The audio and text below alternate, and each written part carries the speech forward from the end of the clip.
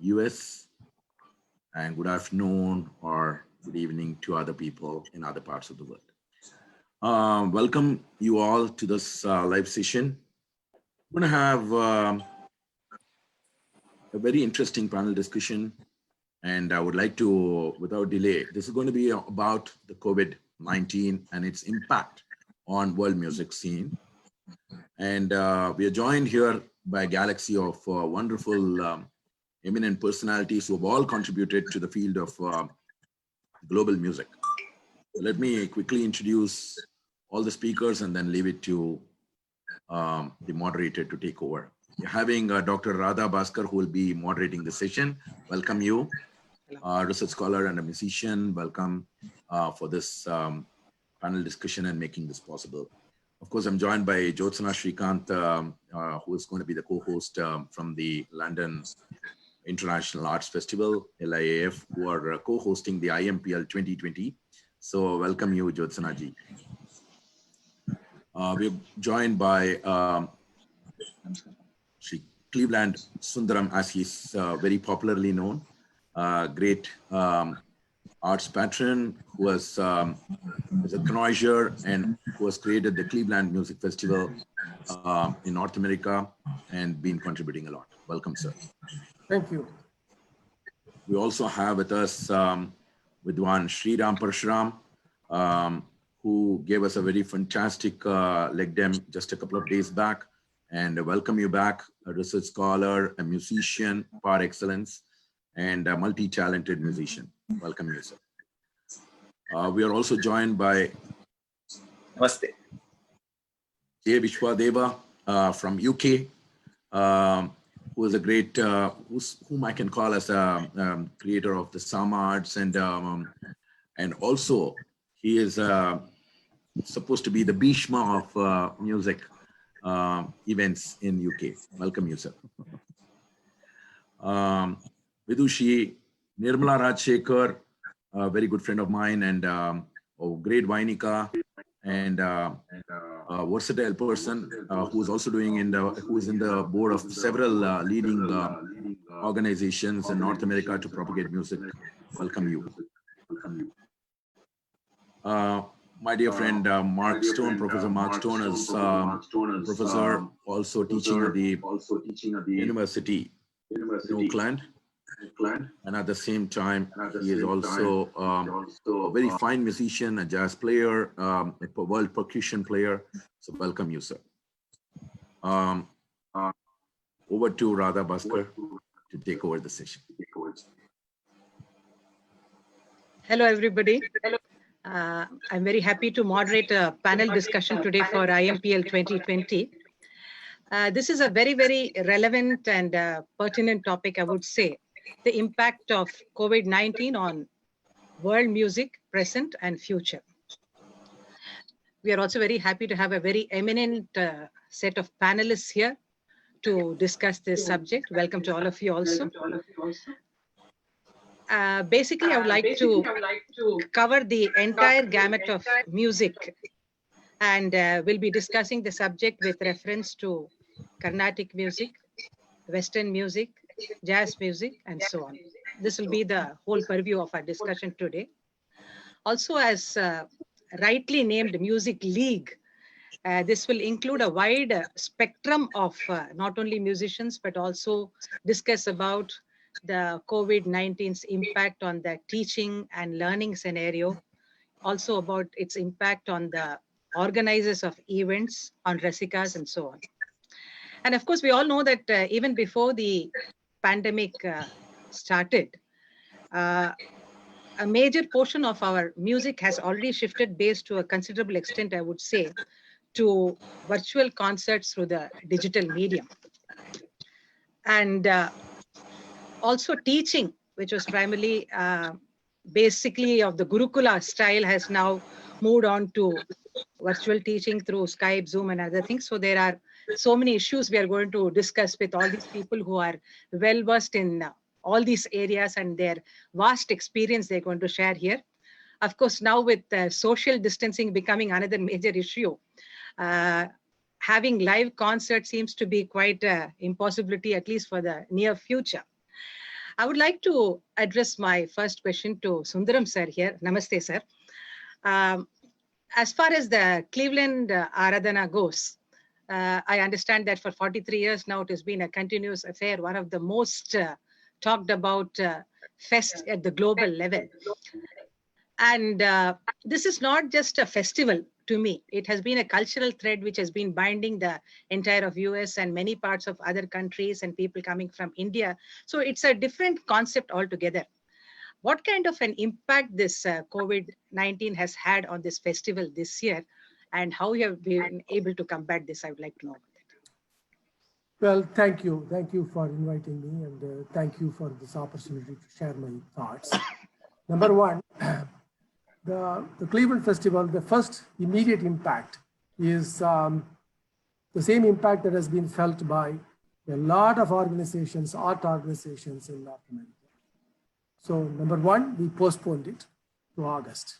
We are still evaluating whether we are going to have it in August or we are going to move it to next year. We haven't decided yet. Okay. But the way in which you look at it, it looks more and more like the opportunity to have it in August is going to become very challenging. That's how it looks. But we are not ruling it out. But I want to give you some idea about what has happened in North America first. In North America, close to about, according to the musicians, organizations and the lobbying group and others, just reading about it, close to about 90 to 95% of the artists have been impacted. The performing musicians are ultimately the gig operators. They are on contract. But if you don't have a performance, you don't make any money. Kennedy Center has laid off 95% of the artists. Globally, Melbourne Symphony Orchestra has fired, again, 90% of its artists. And close to about, in London, I was told that close to about 10% of the organizations have said that they may never reopen cultural organizations after this. The impact is that profound. So coming back to say, what is the impact on the Cleveland Festival versus what's the impact in an environment in which there's a lot of stresses and challenges, I would say that we are committed to taking this festival forward. It's 42 years it has been running. It's the 43rd year. So we are committed to taking it forward. We are committed to taking forward the artists to whom we have made a commitment to come in the month of March, which has been postponed. And all those artists, we made a commitment. We are going to honor that commitment. So the festival will go on. And we believe that as much as you talk about the digital content, the way in which the digital platform has transformed, the way in which music and art has been consumed, we still believe that there is a need for people to get together and have a shared experience. And hence, we believe that the audience participation is not going to diminish when we do it next time around. That's where we stand.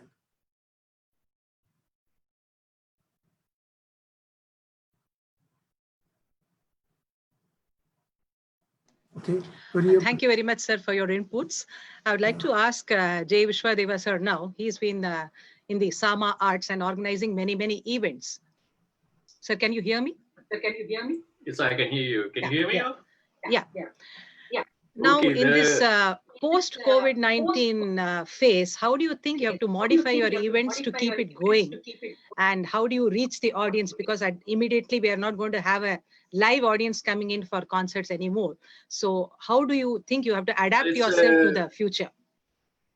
Well, it's a serious issue worldwide. And you might have read the headlines that the London theaters are going to be closed for almost a year, probably 18 months. The venues, many venues have shut, and many venues will not open up, and many venues will go down under.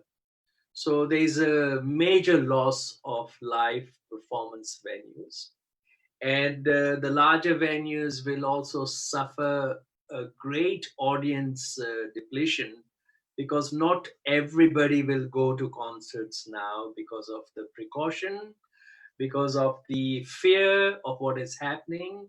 And I think the biggest losers are going to be the performing musicians, who will have to sustain their livelihood through other means.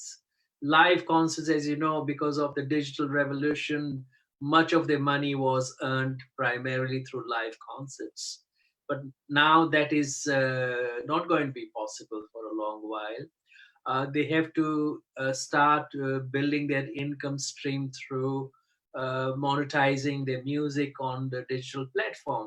Now that's minuscule income, because you got to have millions of streams before you can even earn decent money. So that's negligible. The other sustenance would be through teaching, and teaching, you can never replace one-to-one or classroom set, in person. People used to teach on Skype, they still do, but now the teaching practices, concert events have gone onto the digital platform. And it is on the digital platform that a lot of interaction is going to take place. But you cannot, I repeat, you cannot replace a live concert stage, at all. You can sustain them, but it's going to be difficult. So the live music, the theater, the orchestras, you name it, United Kingdom is the second largest music industry in the world. It's going to suffer eightfold way. It's going to take years before it can come back to its former self. And I have my doubts, because the changes that are being forced upon, big establishment have closed down. The Abbey Road Studios has closed down for the first time in 89 years of its history. Oh. So you can imagine that it has going to have a major negative repercussions, And I think we have to find a novel way of earning a living. Yes. Very difficult times ahead, as you rightly said. And Yes. You also mentioned about this teaching. I would like to ask SRIRAM Parashuram this question, because he has been learning actually under very many great stalwarts in the direct Gurukula system. Of course, even before COVID, the online teaching was the methodology for many places and many teachers. But now, do you think that this COVID has actually intensified this online teaching, and will it be the order of the day in future?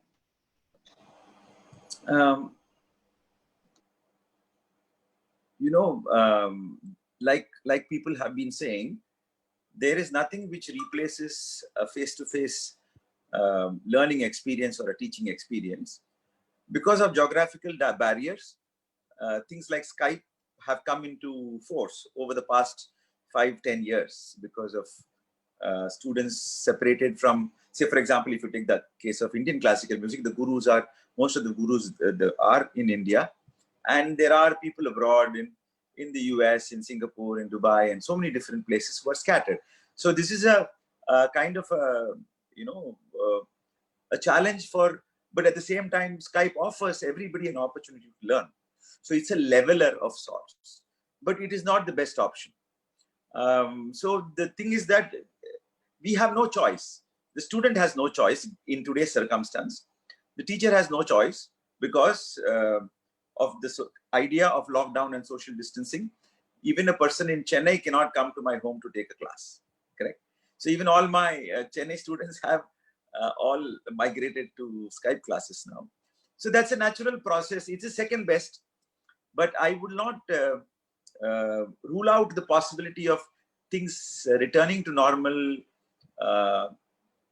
We react very, a knee-jerk way.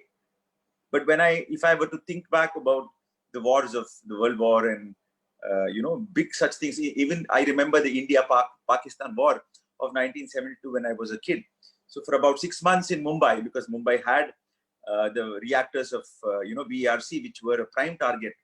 So I remember how we were at home, and there would be sirens every hour, and we would be at home for about 6 months to 1 year, and things came to a standstill. But then, the human spirit is so indomitable that it bounces back. During the time of the crisis, yes, there are worries, there are anxieties, there are thoughts of a negative nature which will come.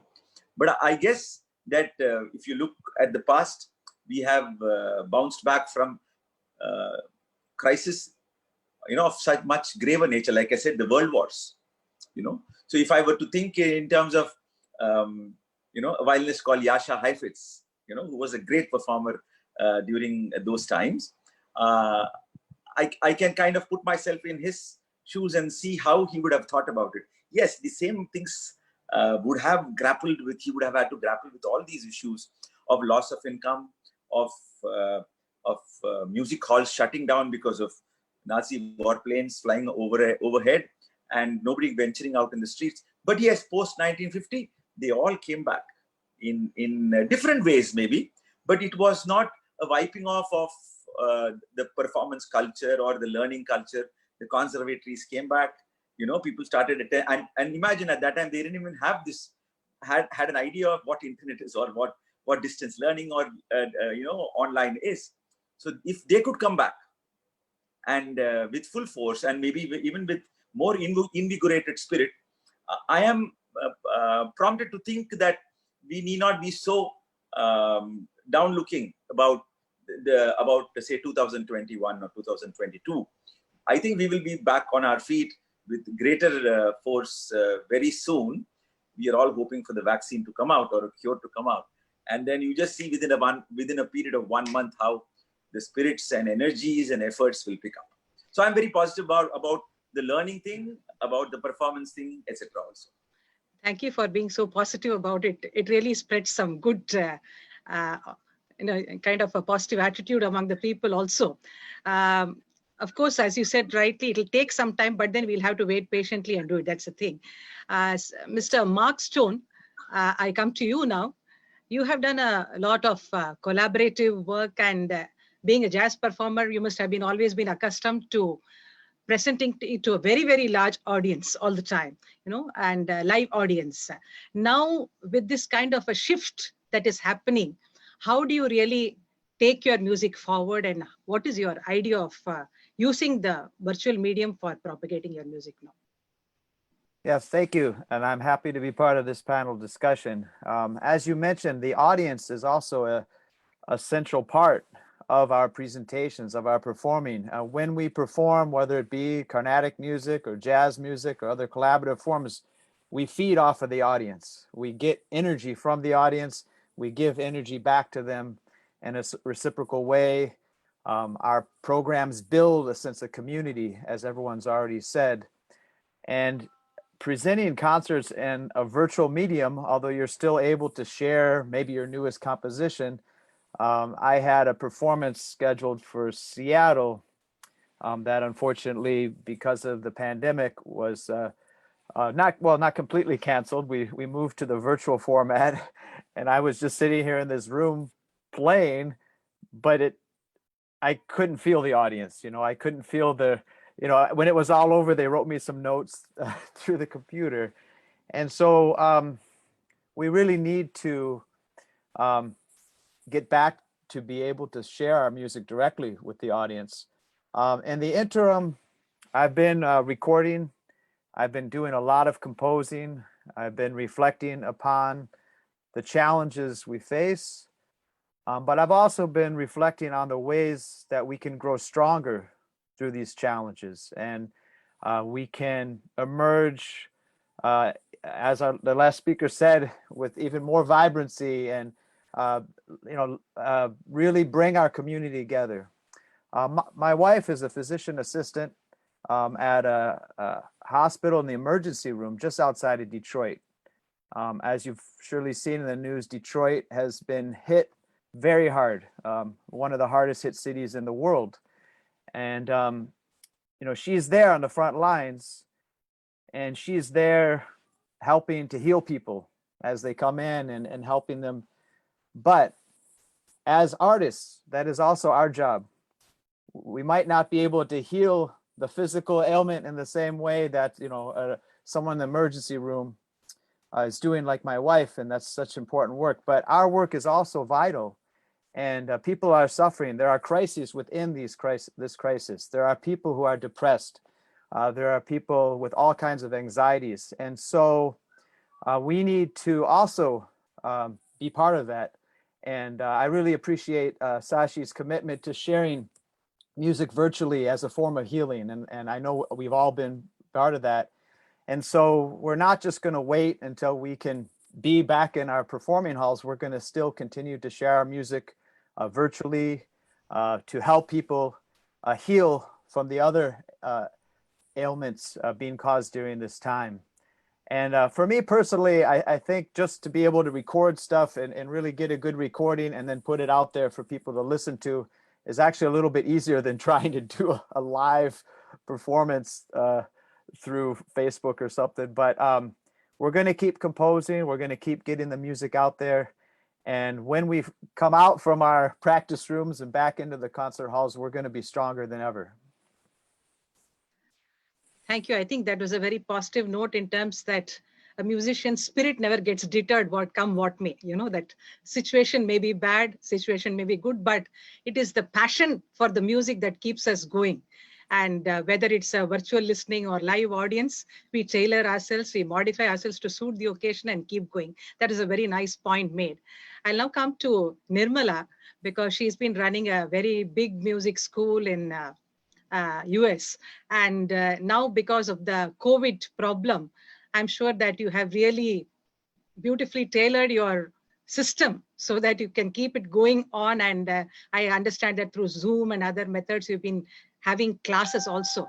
As he mentioned, the healer point. Here also, I see that students to be kept occupied, music becomes a very positive way of giving them energy, and that's what you've been doing very successfully. Can you share about your experiences of teaching in these times of the pandemic? Absolutely. Thank you for asking me to be this, and thanks for all the messages of positivity that have come up from this discussion. It's very energizing. I have definitely felt the effect of this right away. As soon as I came back from India in early March, this started to grow in size. And we had lessons for about a week. We had about 80 students getting together virtually, a few of them from other parts of the country and the world, for Veena Ganam, which was going to have its second year in Cleveland, ARADHANA. So we were in full steam when we decided, in fact, we braked before our state went into a stay-at-home order. But the first thing that came out of it was very, very nicely, Radhaji, if I may say, is people wanted to know, what can we do for everybody whose work has stopped now, who are not able to get out and play concerts, who are not able to get resources to them. So the first thing that came out of my music school, the positivity, was trying to help. And luckily, being part of a few organizations, organizational support was also coming along this way. So I want to just place it on record that one thing that this COVID did for us, if at all I could say there was a good in that, was bringing the music community together in compassion, generosity, cooperation, so we can all use our music for a good cause. So that started the trigger. And then through our classes, which we first went through Zoom as the first option, actually Skype, then through Zoom. I had only about 15 students who were doing long distance learning at that point, because I am also face-to-face person. You know, I believe that the best gifts from my gurus have been the face-to-face. But then we have to find a way to do classes for 10, 15 days. We didn't do anything. We went to Zoom. Zoom had some security things. In fact, thank you, Shri Mudraji, who alerted me to that. Bhaskarji alerted me to that.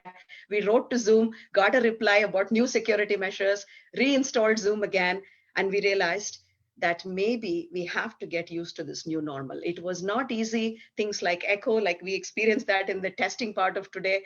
Things like, one person's trying to sing at the same time as the Vadyar or trying to show can only be done one at a time. We can't have a group situation. So many things that we learned.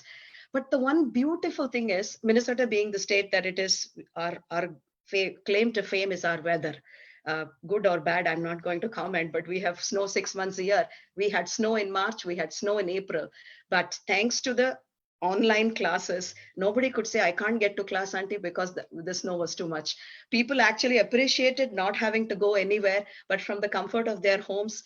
I have now seen much better attendance in classes because of the practical things. And for parents also, it has been very healing. They say, it is so nice to have the entire class come into my house. I would love to have every class in my house, people would say, rather than our studio. But that's not practical. But now, because of the Zoom lessons, they feel like we are singing prayers every day in every person's living room that we have class. So to talk to your point of healing, that is the biggest power, I feel. And it generates in all of us that compassion to want to do more. And we are lucky that the American Composers Forum, which is a national organization for composing and creative musicians, is based in Minnesota. They had a COVID initiative, artistic relief fund drive. GCMA in India had, my own small little organization, Nadarasa, had it.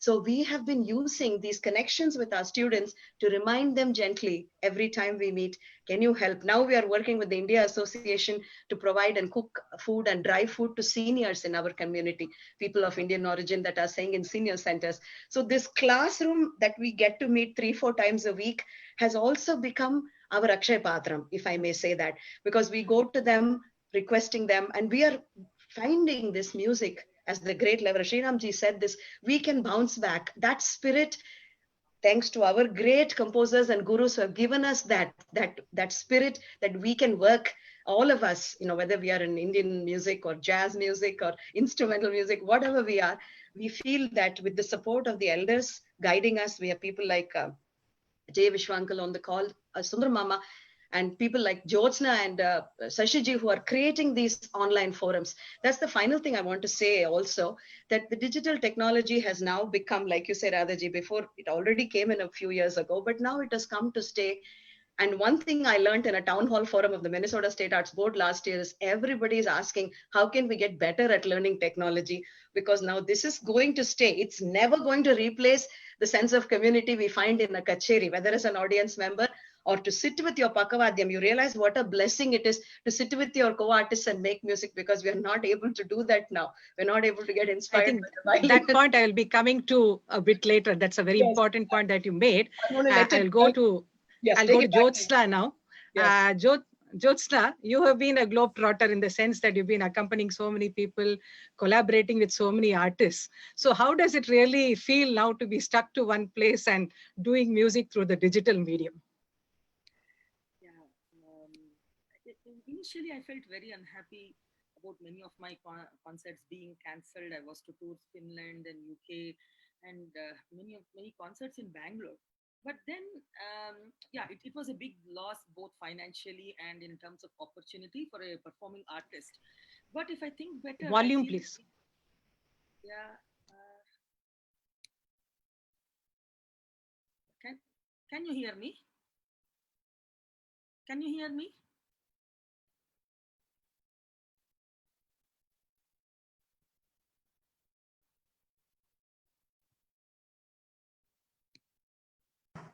JYOTSNA, I can hear you very well. Okay. Yeah. That's fine. Then I'll go on then. No, what I was saying was that initially I felt very sad for many of my concerts being cancelled, as it was a big loss, both financially and in terms of opportunity for a performing artist. But then when I started thinking deeper, I felt that this was a reset button that the nature wanted to break the entire world. So we have been abusing nature. For the first time, we are appreciating the true beauty of nature. In fact, if I go outside our house, I can see so many parrots, rare birds on the terrace, and the air is so clean and fresh. Then I started enjoying this lockdown. In fact, I am in Bangalore now, and it's been very strict here. Police people patrolling outside, and I also, as a doctor, also I can see that most of the health complaints, except for this dangerous virus, have drastically reduced, and the people are getting realigned to a new way of healthy and simple life. And also we also now know that we can survive without eating outside. And then I thought this is a great time for me to clear all my backlog work, and I have been teaching. Much has been discussed about teaching.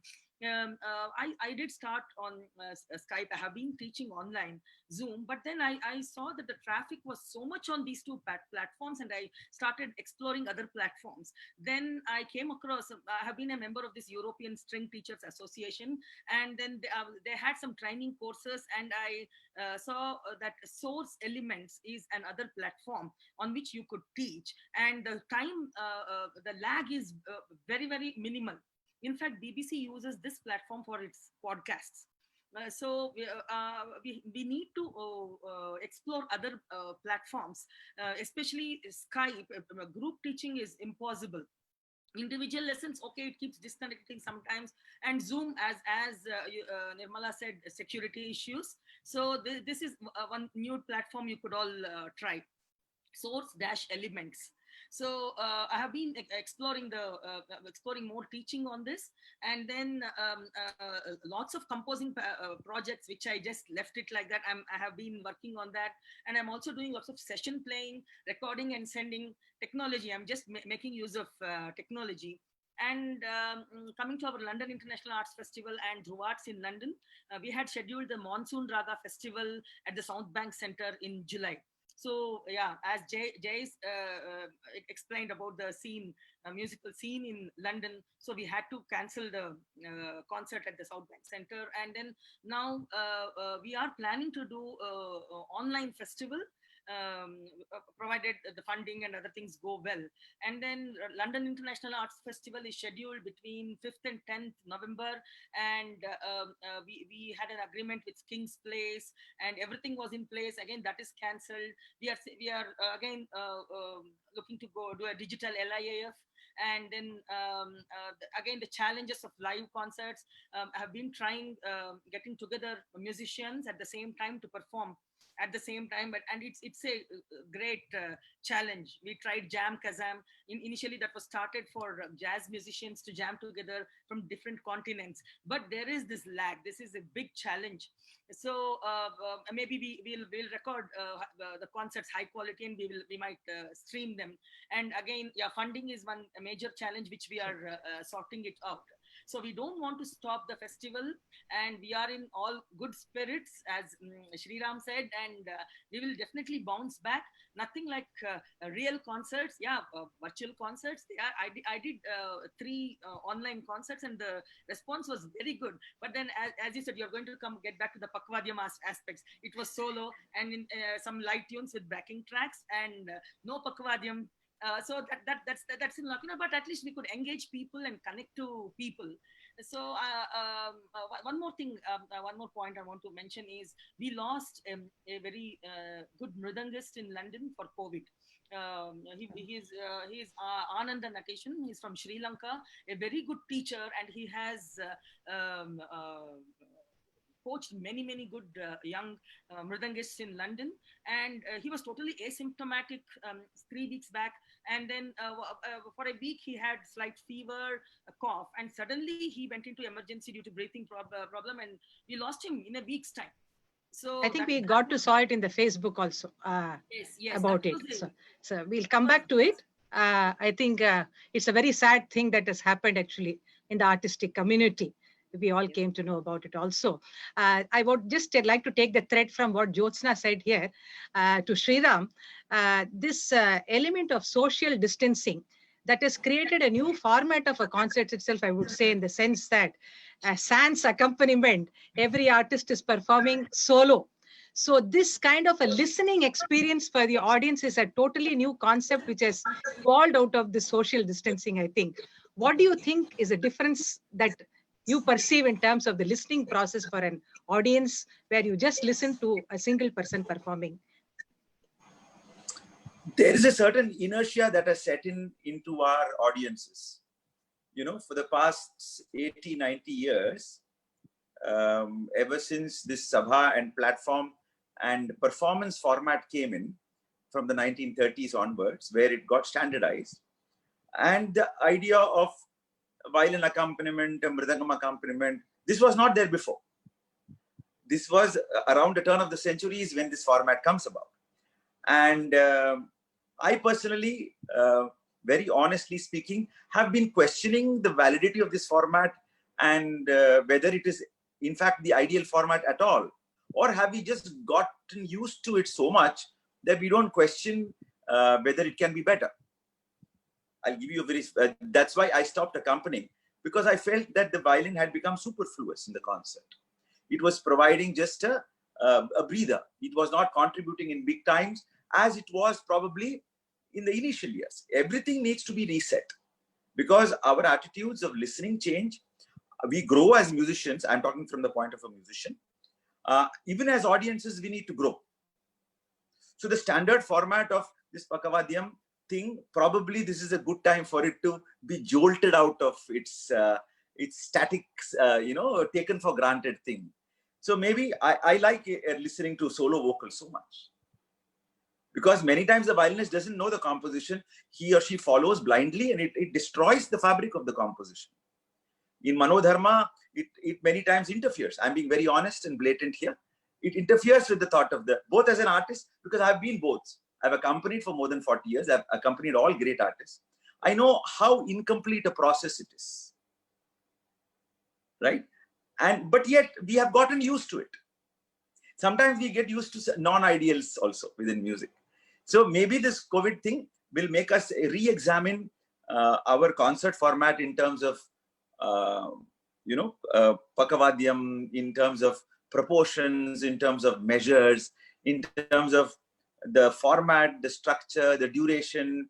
All of them is an opportunity, because now I'm hearing 15-minute concerts and half-an-hour concerts online, because online is difficult to engage or keep the attention of the listener or the viewer, right? So because in a kacheri, when you go, there is the effort that you take to go there, and hence that itself plays on the mind, and you are more committed to the listening process.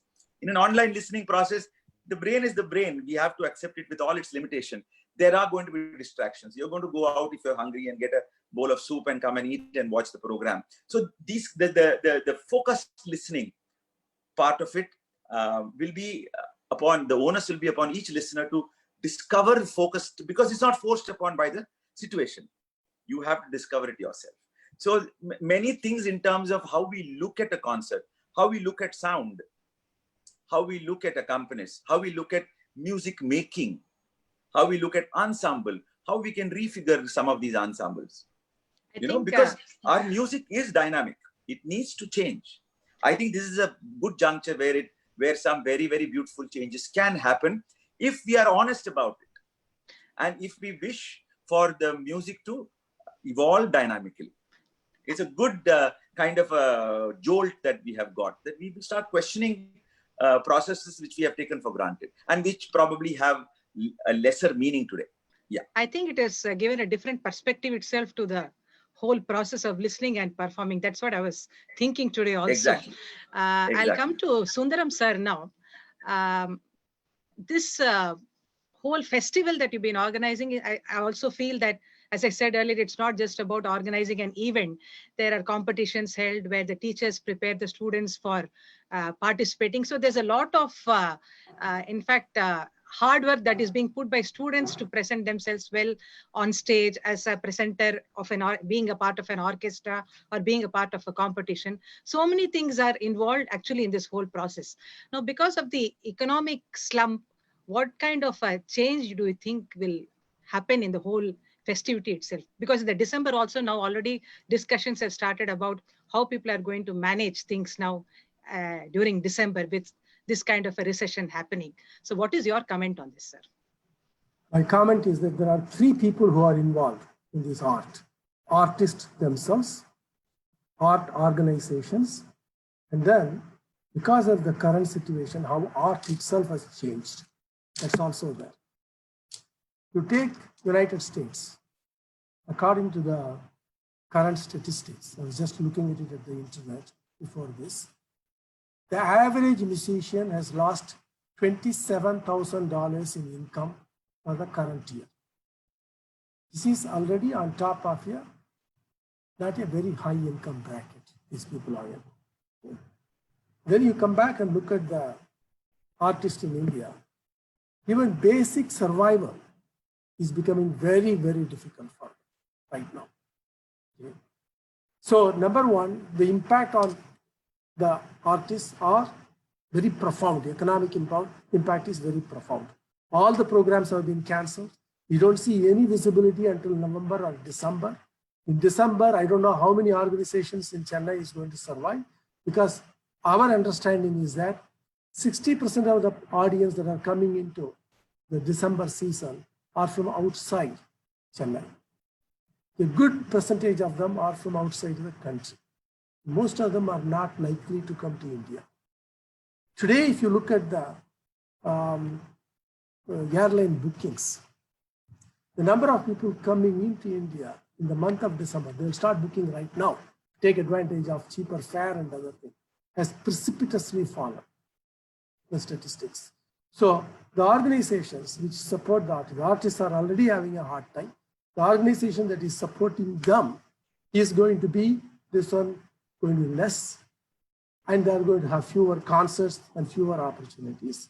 And the third thing is that the way in which music is being consumed, art is being consumed, has profoundly changed in the last about 6 months, accelerated today because of the COVID-19. Two things. SRIRAM PARASURAM is very correct when he said one thing, saying that when you move into online, it's no longer a 2-hour or 2.5-hour concert format. You got it online. I know that in Palam, when I'm listening to it or watching it, I also answer the phone. As he said, I also go out and get a cup of coffee or something like that. Answer the door, okay? And then come back. If worst comes to worst, I know I can go back and watch it, but I never watch it. Okay? That's what really happens. So the ability, the consumption of music has changed drastically.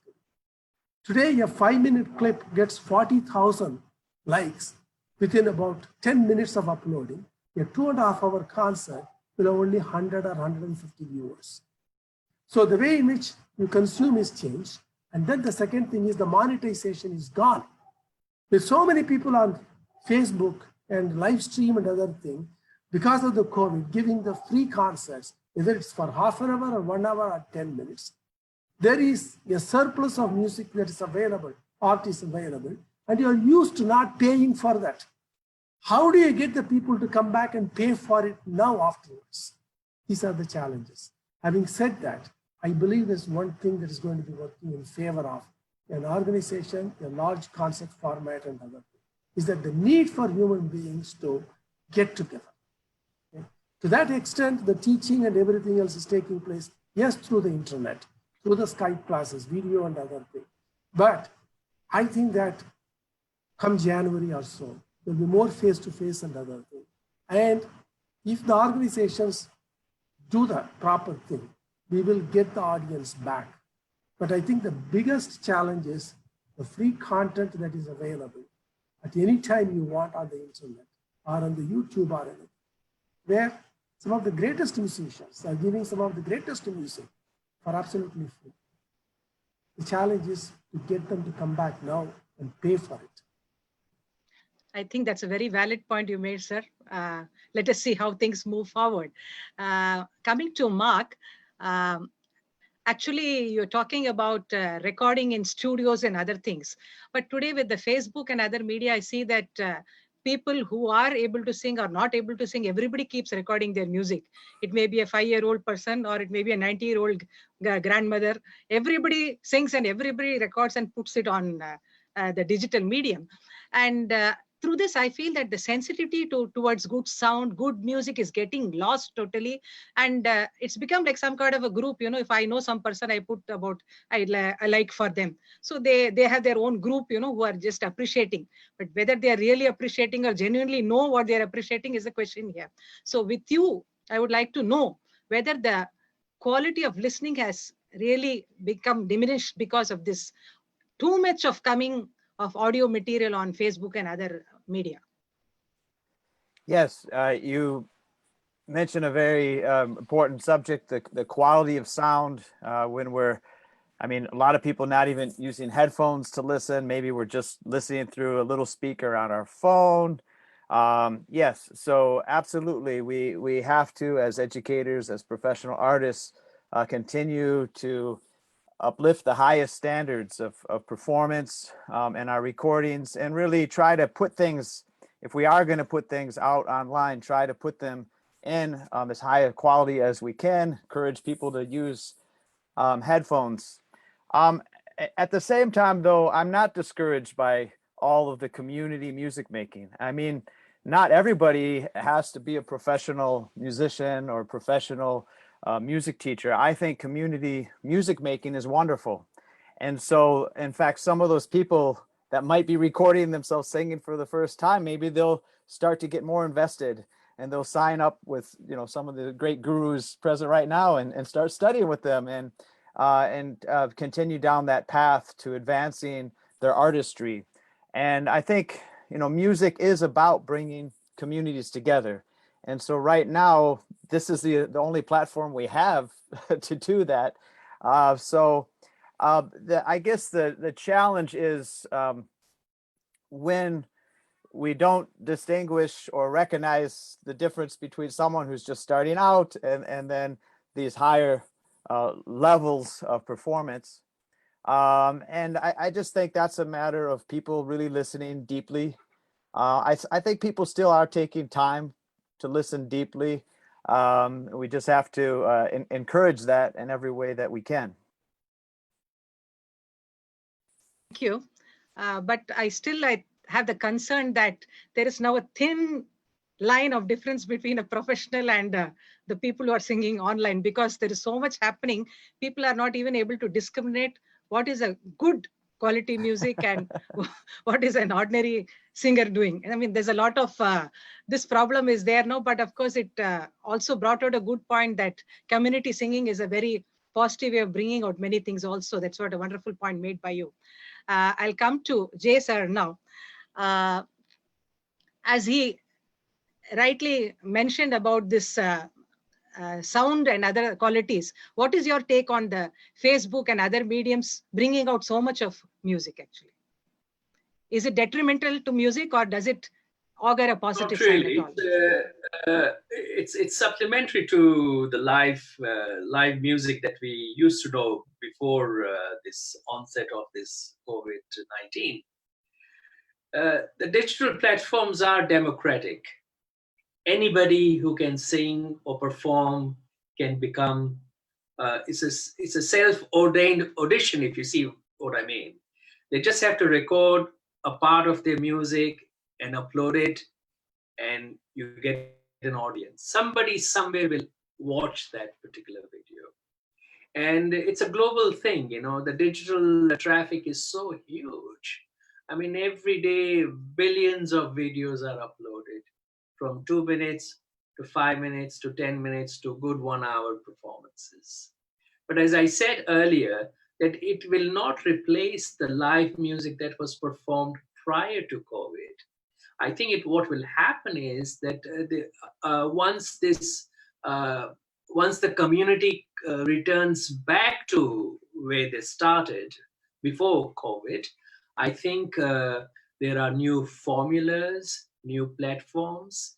People will have to adjust to the new way of making music.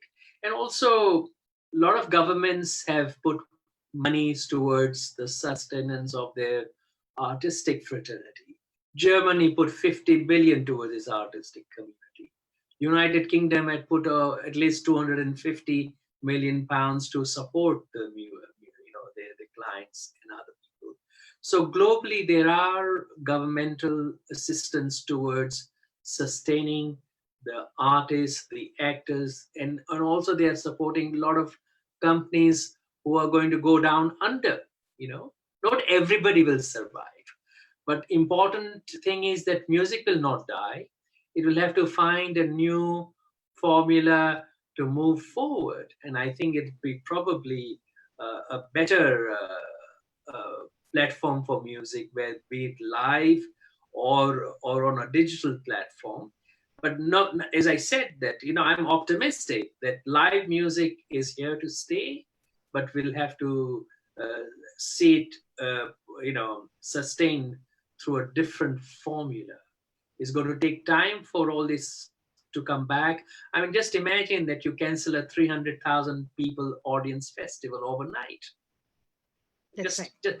And there are people who religiously buy tickets for all the festivals. They are not going to watch their music on social media, are they? Some people spend thousands of pounds on audio equipment to listen to good music. LPs, once dead, are coming back. You know, UK, in United Kingdom, we sold far more LPs than CDs. So those platforms are there. And also the previous catalogs of companies, they are being brought onto the digital platform. They are being shared. And a lot of these theaters, festivals, operas are bringing their live music onto the digital platform free of charge. That would not have been the case if COVID had not happened. So you see, there is a balance. There's a balance to be sought between what is to be sustained in a live platform after COVID. You know, it'll never. This COVID issue is not going to go permanently. It's here to stay. There's a fear in people because social distancing is very important. We have to respect that. But I think we are human beings. We are born to adjust on a different circumstances, you know. But nobody can do without music. Yeah, that's a good point made. I'd quickly like to go to JYOTSNA. Sundaram sir was telling about how a 5-minute recording or a clipping generates 40,000 likes or something. But my concern is, how do these likes really transfer or transform in terms of generating revenue for an artist? That's very, very challenging. You can add a donation button, and it depends on the attitude of people and on the region and how much they respect music and the genre of music also. Some people are ready to pay their philanthropic, and also they respect music, they respect artists. Artists need to sustain, organizations need to sustain. 40% they are there, and but the challenge is with the other 60% where they think that online music has to be free. It is a challenge. It is a challenge. So maybe we come up with quality presentations, like just sitting in the house with not his professional microphone and the audio quality down, and just uploading against a professionally filmed concert. There is a difference in the quality. Maybe that sells better. We have to experiment. I am looking to do my LIAF, London International Arts Festival digital this time, and then I'll be able to tell you more about it. I think many artists are grappling with this issue only because in the absence of live performance, how do we really generate revenue? Because after all, everybody has to earn something for their livelihood. While teaching, of course, is one of the important tools which keeps them alive. In the absence of live performance, this is becoming very challenging. I would like to quickly go to NIRMALA here. In terms of, you have also been working with a lot of Western orchestra and other things. While Indian music, you can teach one-to-one, you can take classes, but in the case of an orchestra or a practice session for an orchestra, what kind of methodology has been devised in this present situation to keep it alive and successful? Yeah, thank you. I've been hearing this from several students who are taking orchestra lessons, including my own niece firsthand. And she says it's really hard. She's a violin student in New Jersey. And she says, particularly when they have to do part playing at the same time and have those lines of music going at the same time, it's tricky. So what the teachers are asking them to do, at least in the spirit of what has been composed, to play their parts, whether you're a cellist or a viola player or a violin player, in the case of strings, and play those parts and send it as a recording, at least for cleanliness of that line. So the line of music at least is played. So they play, say everybody plays from measure 15 to 20, and they record and send that. And then the teacher goes through it. So my friends who are professors tell me that this is also bringing a lot of extra time that they spend in listening. And they're hoping that the timing of it all, everybody has a pulse that they play at. So if it is the pulse has been notated as 82 or whatever it is. They all play to the same pulse, and they play a certain number of measures as guided by the teacher. But it is definitely a very tricky thing. In fact, I had a premiere to happen in March of a new composition called Elemental Spirit, which was written for wind ensemble, Western composition, with our own ragas on the Panchabhutas. We could not get to do it because of COVID, but everybody's now spending the time revisiting, and I spent time with the university on a WebEx call last week, spending time revisiting the music. So I was able to give a few composition notes about how I envisaged and why I wrote what I wrote. If I wrote a Bilahari and wanted a particular way to play it, I had written a few Western notation, but I sat down and clarified that. I also had to say just one little thing, Radhaji, about the fact that we have so much music. How do we sort, and how does the sieve work here, and what do we look for? And also about the payment. I have musician friends who have created what is called tip jars in their performances. They have a PayPal, or they send their Venmo or whatever account, and they request the audience who are consuming the music to send anything that they would like to. So it's a pay as you can situation.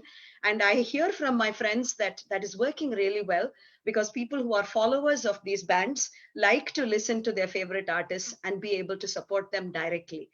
And the cream will, as to the other thing, the cream will always rise to the top, is what my guru always used to say. You keep doing what you do, you stay true to the art, you keep performing, and when the quality reaches people's hearts, they will know that quality. And this is also a small thing for children who are going to these various platforms. I think it's the guru's responsibility also to not completely open the door and say join every competition that's announced or go and perform and everything. I think we need to be gatekeepers here and be responsible to see whether a child is ready to even put out 1 minute of music worth anybody's time. So that is a responsibility we all carry seriously. But I also believe some of these children are so motivated to practice. When, for example, Cleveland Aradhana used to run the competitions, children were so motivated just to go present in front of these great minds who would come and judge them. And we always prepared them saying, you're not going there because you'll get a prize. There'll be 100 others singing at this level or playing at this level. You're going there to be in a community and take the blessings of those judges who are sitting. So I think we as gurus, our teachers, have a duty there to be gatekeepers, to encourage and foster healthy music. I think that was a wonderful point made, because a lot of responsibility lies with the guru also bringing out quality students. I'd quickly like to go to Mark for this, because you're a part of you're a professor in a university. So how have you really modified or tailored the institutionalized teaching of music to suit the present problematic times, actually? Well, for one, I've been learning a lot from my South Indian friends who've been doing this a lot longer than I have. As has already been noted, you guys have been teaching on Skype for many years. I've actually worked with some of my teachers from Chennai through Skype lessons. And up until this crisis, most of us teaching in music schools hadn't done much of that. And so it's been a really quick learning to use the technology to deal with the delays that are there, to deal with some of the poor audio quality we talked about. So I think in terms of just the private instruction, so we do a lot of just one-on-one lessons, just as you do in the curriculum.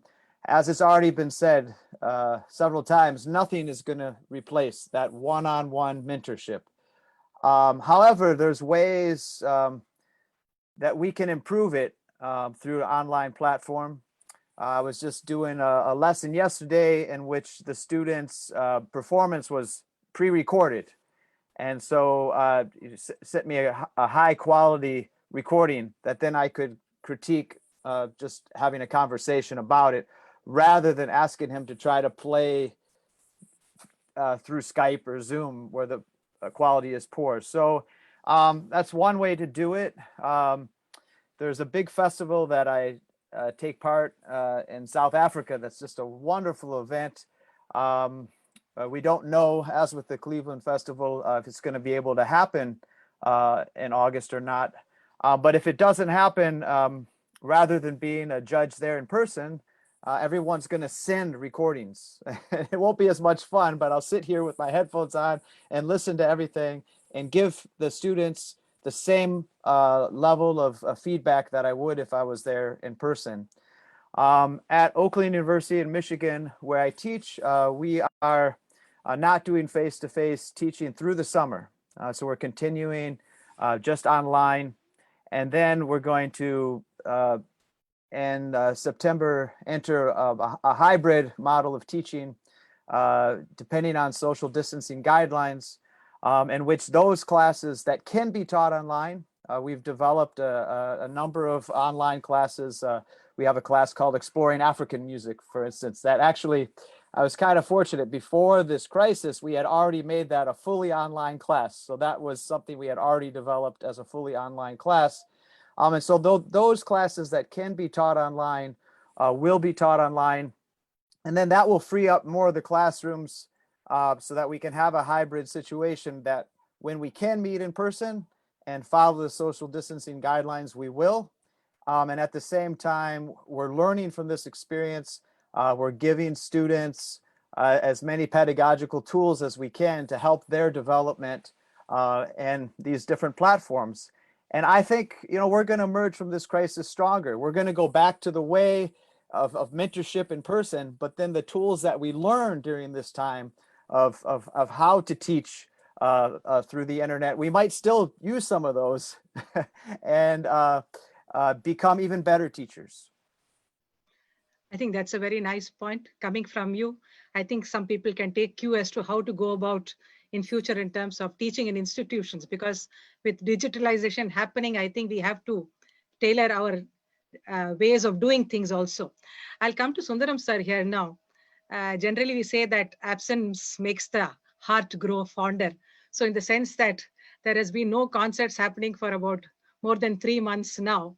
So on a positive note, I was just thinking maybe once the concert starts happening, there'll be more crowd coming in because of the feel that one wants to get through a live concert. Will it be that way, or do you think that people will just stick to the digital medium from now on? It's a very, very good point you are raising. But before that, I want to answer one thing about the point that Mark raised actually. Professor Scott Galloway, who is the professor of finance and marketing at Stern School of Business in New York, said that in fall, most of the universities are not going to open and the classes are going to move to online. Then he comes up with another breathtaking one. I really encourage all of you to listen to his conversation. I think it is in YouTube. Scott Galloway, professor, and he said that fully 20% of the educational institutions in the United States will close down, will never open because of the pandemic on the educational side. Now coming back to the Sabha side of that one, the musical organizations and other things. I think if you take United States, you take two markets. One is the United States market, another is the Indian market. In the United States, there is a fear that in fall, there can be a second wave of coronavirus. That goes until about November or so.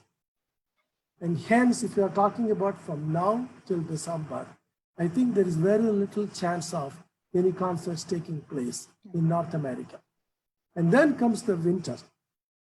And so the earliest that you are going to see any congregation is going to be in February, March timeframe. And I believe that because of the lockdown and other things, there will be a yearning to get out and come for the concerts. So I do see a resurgence in terms of the attendance, audience participation, and all those things happening come spring of 2021. The trick is to sustain it throughout so that it doesn't fall off. It is one of a kind, so to say. Coming back to the Chennai scene, in my personal opinion, we are going to see about 30 to 40% reduction in the audience participation in the December season. Primarily because most of the people coming from North America, Europe, Australia, and other places will not take the risk of sitting in the plane for about 20 hours or so in a cooped up environment and risk themselves to come over. And the second, there are two whammies actually. The second one is that the sponsorship is going to come down because the COVID has taken away the earning capacity of most of the organizations also. So there's going to be a double whammy actually, as far as Chennai is concerned in terms of less audience participation in December season and less sponsorship money coming in, which essentially means that today we got anywhere between 100 to 140 organizations in Chennai, putting together close to about 3,000 programs between November and January 15th or so. Necessarily, it is going to come down to the numbers, and necessarily the audience will also come down who are attending that particular. So that's the situation. How are you going to rebound out of that is the real question. The rebound, as far as Chennai is concerned, is going to happen only sometime in the next summer, not before that. That's what I think. I think it's a very vital point you brought out, sir, because I also understand that most of the Rasikas, at least in India, are 60, 65 plus. So Correct. now whether they'll really want to venture out to listen to Correct. a concert in a crowd is again a very Correct. major issue because Yes. of the health reasons. Correct. So let's keep our fingers crossed, I suppose, to see what future has in store for us. I will quickly come to SRIRAM now, in the sense that today, because of the digital medium coming in, I also see that artists, in order to have that sense of visibility among their Rasikas, go beyond singing in terms of creating conversations and chats, and even to the extent of going and cooking and trying all sorts of things, just to have that sense of connectivity. Because I also feel there's a sense of insecurity among the musicians in terms of losing on the market. So, you know, that once you are out of sight, out of mind is a thing which happens, especially in the music field. You see that once you are no more visible, people forget about you. So different methodologies of keeping yourself visible has also become a very important thing. What is your take on this? Yeah, the closer, the movement of classical culture towards popular culture has been happening over the past 20 years, where, like you say, being constantly in the presence of your consumer is very significant. Like you say, out of sight, out of mind. These are all trends of popular culture, usually. Classical culture is supposed to be insulated from such modes of audience behavior. But yes, as the movement goes and we are not able to, even though there may be grief and remorse, but this flow nobody is able to stop because of media. You know, media affording you to be present or not present.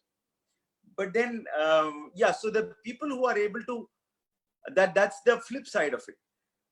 Unless you are able to become technology savvy or media presentation savvy, the music becomes a secondary part. So your expertise or your value in terms of music becomes just one factor. The other factors, such as how you're able to present yourself on social media, how you're able to plug it through, how you get these likes, and who are the people who interface with you, and how many platforms you manage to put yourself. That savviness, unfortunately, has been on the rise, and this is going to accelerate that. So the musician is not going to be valued as far as music, as much as his savviness and ability to reach through different social media. So that kind of engaging and networking with social media will become essential, and that is that, according to me, is not such a good trend, because the focus shifts from you becoming a better musician. You are a better seller of your music. So the focus shifts for the musician. Now, a musician is not necessarily only a performer. That is something which we have to understand.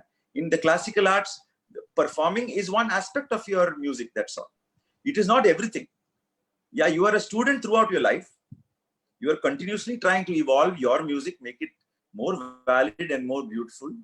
What about all those things? So this is a good time for people to look into themselves. You know, sing Begada for 1 month, you know, which otherwise you never get an opportunity to do. How many of us, you know, for the past, the greatest of talents of this generation, you know, they have no space where they can evolve or get better. They are giving 20-25 concerts a month. Where is the space for them to get better? They are peaking at the age of 30. Whereas ideally they should be peaking for classical music. You know, KVN sir or, you know, even Bhimsen Joshi, they peak at the age of 60, 65, 70. Now, by the time you are 50, you are burnt out. You have nothing new to offer. So this space for the musician, where he goes into himself, evaluates himself, reorganizes his music, arrives at the values which he is going to pursue, and that because you are here for the long run.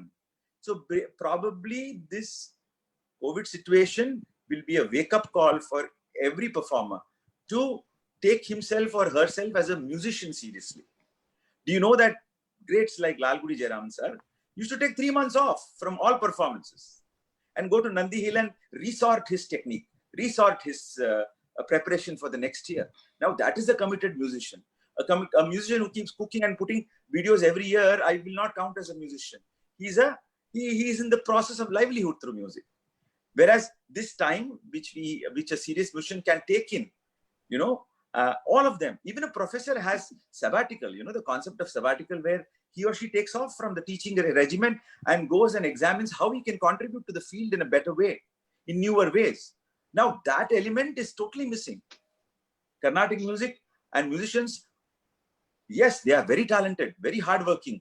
Samarthya is at a very high, but do we find that kind of depth that they are seeking, or are they making those efforts? COVID puts you in a situation where you have no choice. Where you are at home, you have to, you have the opportunity, if you want to sing your Bhairavi again and again till it becomes very, very beautiful. You have opportunity to learn new kritis. You have opportunity to correct all your flaws, because social media and technology can cover all your flaws, right? We know that. We have Mark Stone there. He knows what technology can do. But then Indian classical music is premised on honesty and truth. So this is an opportunity for us to discover the truth in our music. I think, speaking from a personal point of view, to re-examine what you're into, what game you are into. If you are in the process of becoming a very celebrated and very popular musician, that is also valid. I'm not putting anything down. I'm just saying that this gives you an opportunity to become a musician first and a performer second. I think that was a wonderful point in terms of re-examining yourself, which we seldom do. I would quickly like to go to Sundaram sir on this aspect of technically savvy people are able to make it. That's why I think more youngsters are there in the platform today. But you have been able to identify so many unknown musicians. I can name many who you know and I know are great musicians, but because of their inability to be a part of the digital world, they are totally lost, and that way we're losing out on very good music also. Don't you think this is very detrimental to the music itself? Detrimental. And I went to a book fair last year at Madras, and I attended this talk given by a movie soundscape engineer, so to say. The title was The Death of a Playback Singer. In Tamil, they said, Oru Pinnani Padaganin Chavu. That was the talk. He gave in Tamil. I listened to that one. He said that I take a guy, he sings. I can, if he is off shruti, I can modify the pitch. He is not on the thalam, on the rhythm, I can correct it. I don't like his voice. I'll just add a bit of bass to that one. Cut down your treble over here. Who's the mid-range over here? And he himself will not be able to listen, identify his own voice when I play it back to him. Okay? He said, I don't need a playback singer. So there's one aspect. The second aspect is that in Japan, there's a person called Miku Hatsune. Miku Hatsune has got hundreds of thousands of followers. In 2021, she's going to come for this one, what you call North American concert tour. Miku Hatsune got married 6 months ago. And Miku Hatsune is a hologram, not even a real person. Produces new music actually. In the University of San Diego, they had this one. An algorithm produced a Bach-like symphony. The original Bach was played, and then a professor composed, a music professor composed a Bach-like composition. All three were presented to musicians and musicologists. They were asked to identify which is the original Bach, which is machine produced, which is was produced by the professor. The machine produced one was adjudged as the original Bach. Original Bach was adjudged as the one produced by the professor. And the professor's one was adjudged as the machine generated one with absolutely no soul in it. I'm saying all these things because the digital revolution we are talking about is going to alter the music in a way that very few of us fully understand today. My son works with an instrument called an instrument, L-I-N, yes, instrument. He can produce anything he wants in that. Okay? So coming back to that, when we talk about talent, and SRIRAM PARASURAM, I really agree with what he is saying. He's talking about an internal journey and how do you find it. Okay? KVN used to tell me, I asked him, when did you learn this Kriti? 40 years ago. Why didn't you sing it now? Doesn't it have to enter your inner soul? It took me 40 years, he said that. We are moving away from that. Today, the consumption, as I said, is short duration. The consumption is aided by virtual reality and other things. And the so-called creativity is going to be done in a way that is indistinguishable when an algorithm produces that. So where does it lead this one, what you call music? I don't know. I really think that we are in for a seismic change, the way in which art is going to be produced, consumed, marketed, and given to people. So my question again is to you, that all the musicians whom we treasure as valued musicians, they become totally out of the scene. Is it a part of the whole process then? It's a very dystopian view, as they say. Okay? But we are moving towards the one in which more and more machine-generated music is going to come. And it is going to become more and more human-like. And this more and more it will become indistinguishable. So you got a generation of musicians today. It is good for the next about 20 years or so. But beyond 20 years, it's anybody's guess. Thank you, sir. I'll quickly come to Nirmala now, because now we see that in the absence of festivals for children to perform or competitions for them to take part, how do you keep them motivated through these troubled times in terms of pursuing the music with the same earnestness? Well, we set goals as we always did. I've always been a goal setter. So every class we have assignments, of course, assigned. And we say, okay, Niki, this Varnam has been taken up. Next class, you come back with the Tishram version. That's where we are with one of our Varnams, Mandari Varnam by VISWADEVA. And so the children come back with those assignments and we go through it line by line. We go through it bit by bit. The other good thing about the Zoom class also that I wanted to mention, or any long distance that I find is easier, is the children get a chance to practice in class. So they mute themselves when I sing something. Then they, I give them time when I mute myself and they all sing at home. They don't sing for me, but at least they try it. Then I pick a few people. Unfortunately, I can't go through the whole group. We may not be able to. Then they sing back to me. So in this same manner, we are kind of going intensely into the music. And I just want to agree with everybody on self-investment at this time. Everybody has talked about it very eloquently. And I know of friends who are, for example, taking a Bala Gopalam and working on it for a week. I personally did that last week. And it's still, you realize how much more is left to be done in that Kirtana. So thanks to this, if I can say this is a thanks, that we are all spending the time also reinvesting ourselves, going for the bigger picture. We are here for the long run. And we have to evolve personally also. But as to answer your questions, we set weekly targets and they do get inspired because they get a chance to come back. And we are having, by the way, more number of classes now because they have the time. School is over by a certain time. So they are able to come back for more lessons. So I see even students in India who get up as early as 4 a.m. there because it's 5:30 in the evening here. And I have working people. So we have to try to balance a whole lot of people. That's the other thing. My working families and mothers and fathers who are coming to classes are able to do this now because now they can put away an hour for themselves and go back to their journeys in music. So thank you for asking that question, but we stay motivated with targets and goals. I think we have brought out quite a lot of points and it's almost time for us to end this session. I would just like to sum up whatever we have shared through this panel discussion here. Of course, everybody does agree on the fact that live concerts are there as the best medium to listen to music because there's always a connect between the audience and the performer. And that whether it can be replaced by the digital medium is a question.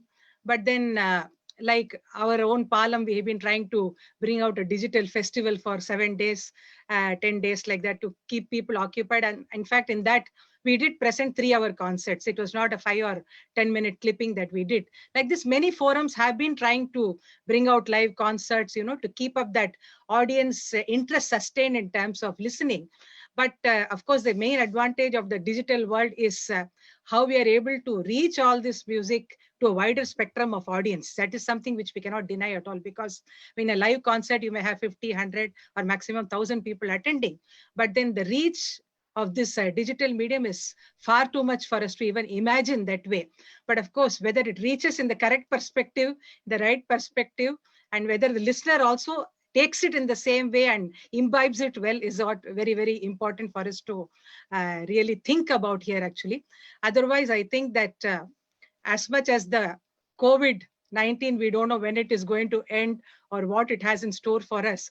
Similarly, I think all audience are, as well as the musicians, are also with a big question mark as to where it will all lead us to, because we are all very positive about everything in the sense that we know that all this is going to end. We are going to come back to the performance field with more energy, more positivity, but then it requires a lot of patience also for us in terms of having to wait. How long we have to wait, again, there is no real answer to that, but let's hope that after this pandemic, things will be back to normal, things will be vibrant as usual. And I still imagine beyond what Sundaram sir as to the December festival or the Cleveland THYAGARAJA ARADHANA, overflowing crowd, people coming in, enjoying the music, being a part of that ethos, being a part of that social gathering, because music is not just about singing, it is a larger spectrum and there are so many things involved. So I suppose that all of us can wait till better days come for us. I thank all the panelists here for sharing such wonderful views on the subject. This of course can go on and on, but then it was just like touching the tip of the iceberg. We just shared some of our views. I hope the viewers found something useful and meaningful in the whole discussion. Thank you very much. Thank you very much. Thank you. It has been a very enlightening session for all of us also. Thank you, Radha ji. Thank you, Shashi. Thank you, Sundaram sir, Jyotsna ji, Nirmala ji. Thank you so much.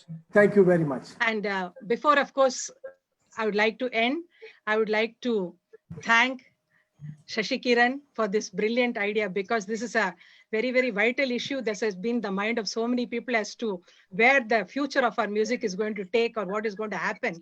So just throwing open some points for people to think about, and also to realize that nothing is really impossible, or there is nothing, there's going to be so much of positivity. That's what he wanted to share through the whole program. His idea of having this program is that let us not feel doomed that everything is going to end, but that the future offers much more. That is, there's going to be more light at the end of the tunnel. That's what he wants to share through this program.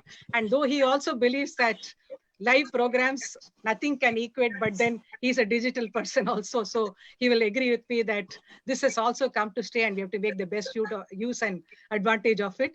I thank you once again, Shashi, and all the panelists for coming up with this topic. And I suppose we found it very interesting. Thank you. If you have anything to share with us, you can do so. Thank you very much. Bye. Naji, you're on mute. We are not able to hear you. Can hear me? Yeah, a little bit. You're not loud enough. Oh, okay. On behalf of Karnatica and London International Arts Festival, we thank all the speakers, Cleveland, SRIRAM, PARASURAM, NIRMALA, JYOTSNA and Mark Stone, and the moderator, Dr. Radha BHASKAR. It was fantastic.